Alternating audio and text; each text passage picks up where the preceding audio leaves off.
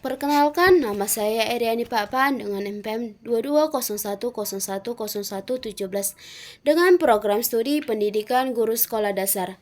Di sini saya akan membacakan proposal penelitian saya yang berjudul Pengaruh Model Pembelajaran Jigsaw dan Model Pembelajaran Aktif terhadap hasil belajar siswa kelas 4 SD pada pembelajaran tematik di SD Negeri 09 1496 Tanah Jawa. Yang pertama itu bab 1 pendahuluan. 1.1 latar belakang. Pembelajaran Jigsaw mendorong siswa pada SD Negeri 09 1496 Tanah Jawa untuk aktif dalam proses pembelajaran melalui diskusi dalam kelas, dalam pembelajaran tematik yang seperti pembelajaran IPS.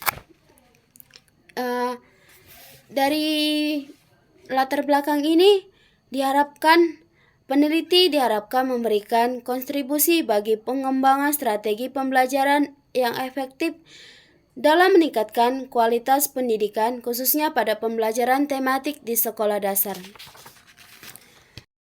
Berikutnya itu ada identifikasi masalah. Yang pertama itu rendahnya hasil belajar siswa kelas 4 SD pada pembelajaran tematik pada pembelajaran IPS di SD Negeri 09 1496 Tanah Jawa. Yang kedua itu kurangnya hasil belajar siswa kelas 4 pada pembelajaran tematik pada pembelajaran IPS di SD Negeri 09 1496 Tanah Jawa. Yang ketiga, minimnya penerapan model pembelajaran inovatif. Yang berikutnya itu ada batasan masalah. Pengaruh model pembelajaran Jigsaw dan aktif terhadap hasil belajar tematik di kelas 4 SD di Negeri 09 1496 Tanah Jawa. Dan peneliti akan berfokus hanya untuk mengukur hasil belajar siswa dalam ranah kognitif, yaitu kemampuan memahami dan menerapkan konsep IPS. Yang berikutnya itu ada rumusan masalah. Apakah terdapat pengaruh model pembelajaran Jigsaw dan aktif terhadap hasil belajar siswa kelas 4 SD pada pembelajaran tematik di SD Negeri 09 1496 Tanah Jawa? Berikutnya itu ada tujuan peneliti. Tujuan dalam peneliti ini yaitu mengetahui pengaruh model pembelajaran Jigsaw terhadap hasil belajar siswa kelas 4 SD pada pembelajaran tematik di SD Negeri 09 1496 Tanah Jawa. Yang berikutnya itu ada manfaat penelitian. Adapun manfaat penelitian sebagai berikut. Peneliti ini diharapkan memberikan manfaat bagi secara teoritis maupun praktis sebagai berikut. Yang pertama itu manfaat teoritis. Memberikan kontribusi terhadap pengembangan ilmu pendidikan, khususnya dalam memahami aktivitas model pembelajaran Jigsaw dan model pembelajaran aktif dalam pembelajaran tematik. Menjadi relevansi bagi peneliti selanjutnya yaitu membahas tentang model pembelajaran inovatif untuk meningkatkan hasil belajar siswa. Yang berikutnya itu ada manfaat praktis. Yang pertama itu bagi guru, memberikan alternatif strategi pembelajaran yang efektif untuk meningkatkan hasil belajar siswa, khususnya melalui penerapan model pembelajaran Jigsaw dan model pembelajaran aktif. Yang kedua itu bagi siswa, membantu meningkatkan motivasi belajar, keterampilan sosial, serta kemampuan berpikir kritis dan kreatif melalui pembelajaran yang lebih interaktif dan menyenangkan. Yang berikutnya itu bagi sekolah, mendukung upaya sekolah dalam meningkatkan kualitas pembelajaran tematik melalui penerapan model pembelajaran yang inovatif dan berbasis kolaborasi.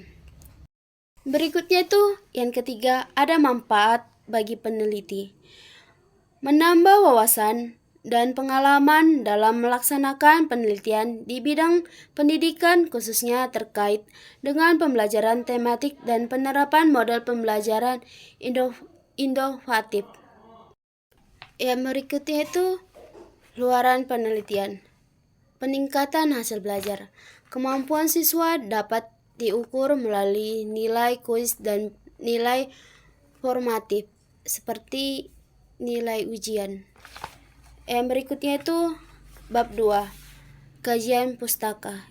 Yang pertama itu kajian teoritis, yang kedua pembelajaran tematik, yang ketiga itu model pembelajaran jigsaw, yang keempat itu model pembelajaran aktif, yang keempat itu hasil belajar, yang kelima itu kerangka konseptual, berikutnya itu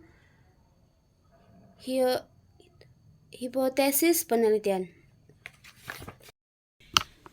Berikutnya bab 3, model penelitian. Yang pertama itu jenis penelitian dan rancangan penelitian. Penelitian ini menggunakan penelitian kuantitatif karena dalam penelitian ini menggunakan angka-angka yang terdapat. Dan berikutnya itu menurut Sugiono 2019-72, penelitian eksperimen ini dapat digunakan untuk mencari pengaruh pelaku tertentu terhadap yang lain dalam kondisi yang terkendalikan.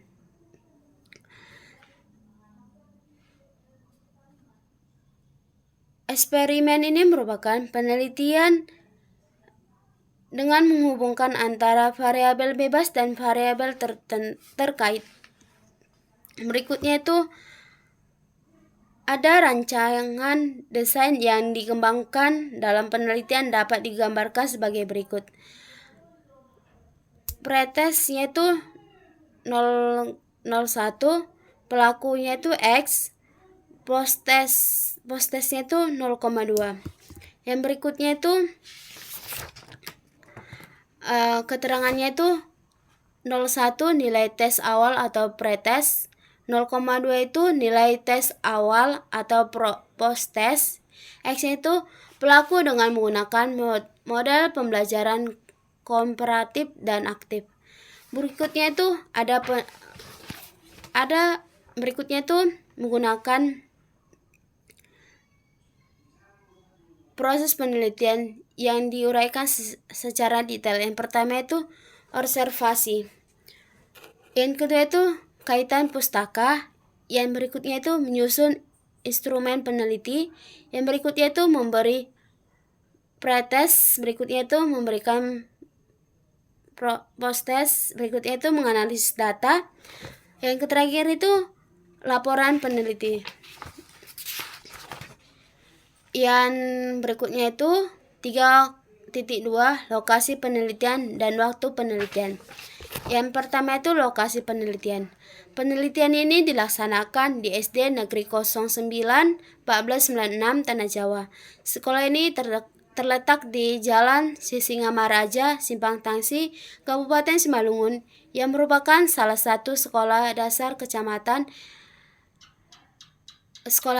di Kecamatan Tanah Jawa. SD negeri ini memiliki visi dan misi untuk meningkatkan kualitas pendidikan melalui pendekatan model pembelajaran yang inovatif dan efektif. Berikutnya itu waktu penelitian. Waktu penelitian ini dilaksanakan pada semester genap tahun 2024 sampai 2025. Jadwal pelaksanaan disesuaikan dengan jadwal mata pembelajaran tematik di sekolah tersebut. Berikutnya itu populasi dan sampel peneliti. Yang pertama itu populasi. Menurut Sugiono 2019-205, populasi adalah wilayah generalisasi yang terdiri atas objek ataupun subjek yang mempunyai kreativitas dan kualitas tertentu yang diterapkan oleh peneliti untuk mempelajari, kemudian ditarik kesimpulannya. Yang berikutnya itu nomor 1, kelas 5 ada sejumlah 27 orang, yang dimana perempuan 13 orang dan laki-laki 14 orang. Yang berikutnya itu ada sampel peneliti. Menurut Sugiono 2019 205, sampel adalah sebagian dari populasi. Sampel peneliti diambil dengan teknik total sampelnya, yaitu di mana seluruh populasi dipilih sebagai sampel. Total sampel adalah teknik pengambilan sampel di mana jumlah sampel sama dengan jumlah populasi penggunaan total sampel itu dikarenakan kurang dari 100, maka seluruh populasi dapat dijadikan sampel, di mana dalam penelitian ini sampel digunakan adalah seluruh siswa kelas 4 di SD Negeri 09 1496 Tanah Jawa. Menjadi sampelnya itu di mana jumlah kurang dari 100, yang tepatnya 27 siswa, yang perempuan 13 orang dan laki-laki 14 orang. Yang berikutnya itu variabel peneliti. Variabel peneliti ini adalah segala sesuatu yang berbentuk apa saja ditetapkan oleh peneliti untuk dipelajari sehingga diperoleh informasi tentang hasil tertentu tersebut. Kemudian ditarik kesimpulan. Variabel yang digunakan dalam penelitian ini adalah variabel bebas dan variabel terkait. Dijelaskan sebagai berikut. Yang pertama itu variabel bebas. Variabel bebas ini adalah variabel yang mempengaruhi atau yang menjadi sebab perubahannya atau timbulnya variabel terkait. Variabel bebas ini adalah model pembelajaran komparatif dan aktif yang dilambangkan dengan huruf X. Yang kedua itu variabel terkait. Variabel terkaitnya itu adalah hasil belajar siswa yang dilambangkan dengan Y, yaitu variabel terkait. Berikutnya itu ada instrumen peneliti dan teknik pengumpulan data. Yang pertama itu instrumen peneliti. Instrumen penelitian ini merupakan suatu alat yang digunakan dalam mengukur sebuah fenomena yang dapat diamati langsung. Instrumen ini digunakan dalam penelitian untuk mendapatkan hasil yang relevan, ataupun instrumen dalam penelitian ini adalah dengan menggunakan tes. Yang berikutnya itu instrumen tes. Instrumen tes ini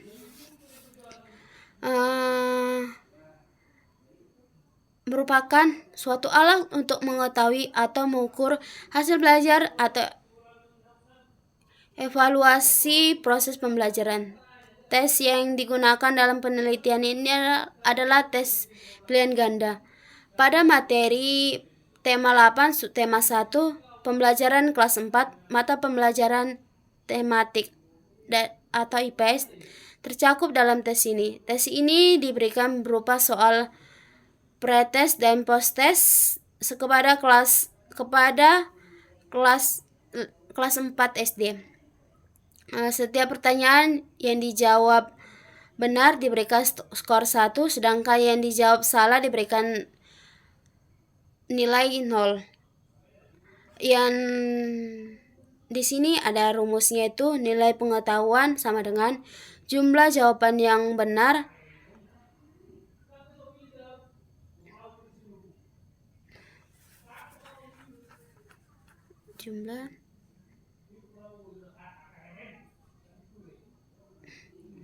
rumusnya itu adalah nilai pengetahuan yang sama dengan jumlah jawaban yang benar per jumlah soal dikali 100. Kriterianya itu 90 sampai 100. Keterangannya itu baik 70 sampai 89, baik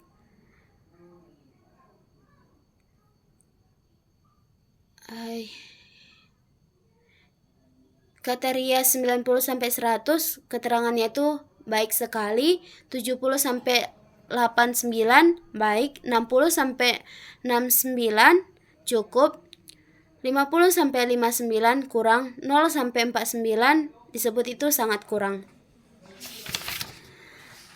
nilai lebih besar dari 70 adalah siswa tuntas, nilai yang paling kecil dari 70 adalah siswa belum tuntas.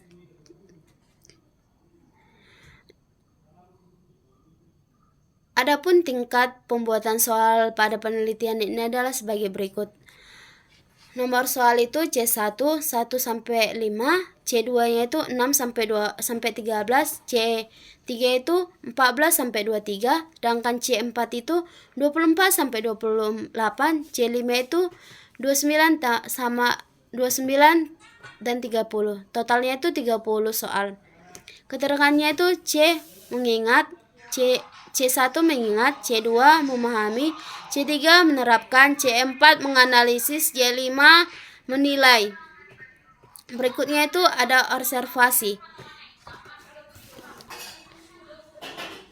Observasi ini digunakan peneliti menggunakan uji validitas, uji reliabilitas, dan tingkat kesukaran dan daya pembeda untuk memastikan apakah instrumen yang digunakan sudah sesuai. Berikutnya itu uji validitas tes. Dalam penelitian, tes yang digunakan harus bersifat valid. Peneliti melakukan uji validitas ini untuk mengukur atau menganalisis suatu instrumen. Tes yang digunakan validitasnya adalah soal pilihan ganda yang diberikan kepada siswa kelas 4 yang terdiri dari 27 orang siswa di SD Negeri 09 1496 Tanah Jawa. Dengan rumus Rx sama dengan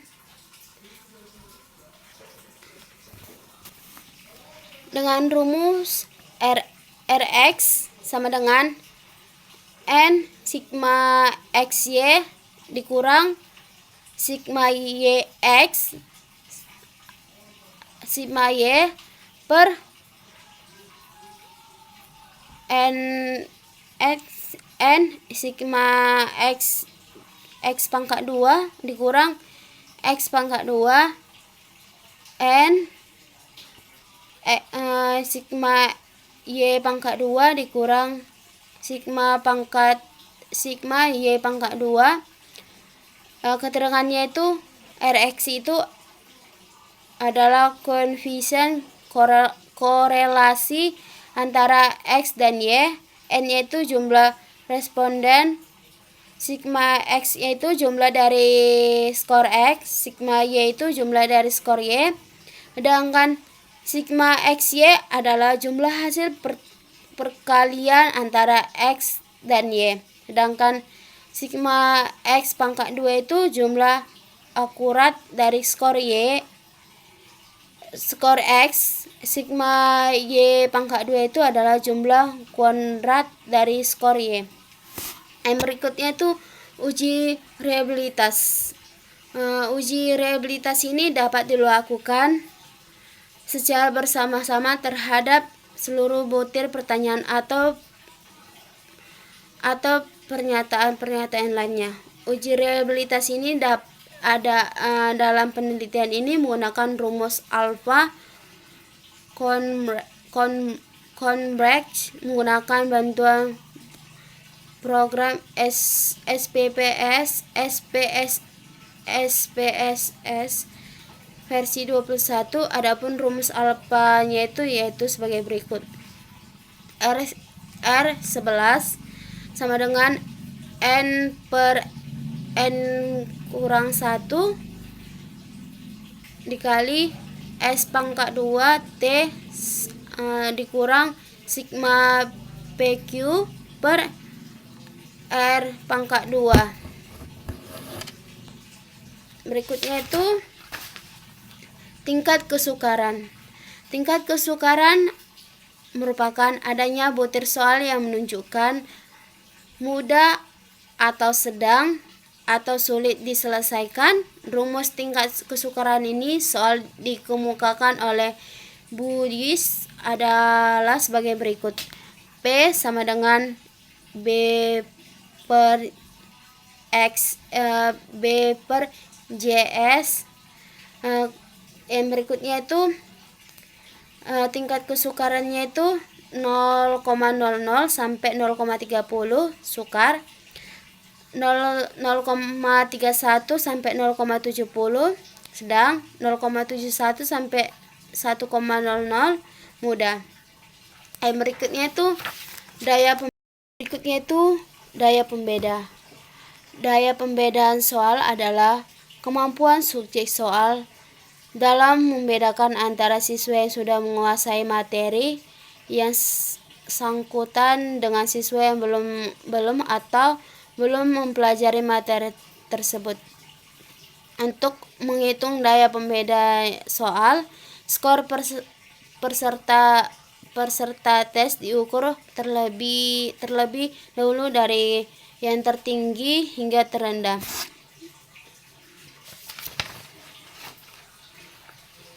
Dengan rumus D sama dengan BA per JA dikurang BB dikurang BB per JB sama dengan PA dikurang PB. Berikutnya itu kriteria daya pembeda itu nilai 0,0 sampai 0,20 itu jelek, 0,21 sampai 0,40 cukup, 0,41 sampai 0,70 baik, 0,70 sampai 1,00 baik sekali.